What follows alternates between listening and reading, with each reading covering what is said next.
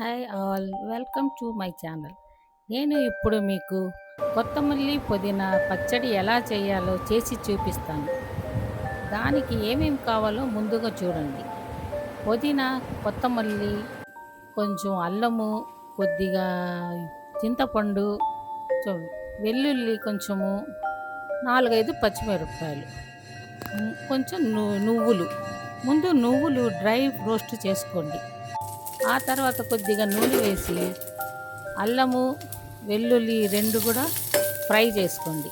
ఆ తర్వాత పచ్చిమిరపకాయలు, చింతపండు అవి కూడా నూనెలోనే వాడుతుంది. తర్వాత ఈ కొత్తమల్లి, పుదీనా కూడా నూనెలో ఫ్రై చేయండి. మరీ కలర్ చేంజ్ కాకుండా కొంచెం గ్రీన్గా ఉన్నప్పుడే తీసేయండి. ఇవన్నీ కలిపి మిక్సీలో వేసి కొంచెము మరీ మెత్తగా కాకుండా కొంచెం బరకగా చేయండి. ఆ తర్వాత నూనె వేసి తిరగబాత వేయండి. దాంట్లోనే కొంచెం ఇంగువ కూడా చేర్చండి. అప్పుడే టేస్ట్ చాలా బాగుంటుంది. మీరు కూడా నేను చేసినట్టు చేసి ఇంట్లో అందరికీ పెట్టండి. రుచి చాలా బాగుంటుంది. మార్నింగ్ ఆఫీస్కి వెళ్ళే మహిళలకు పచ్చడి చట్నీ చేయడానికి టైం ఉండదు. ఇడ్లీకి, దోశకి, రైస్కి అన్నిటికీ కూడా ఈ కొత్తమల్లి పుదీనా చట్నీ చాలా బాగుంటుంది. మీరు కూడా చేసి ట్రై చేయండి.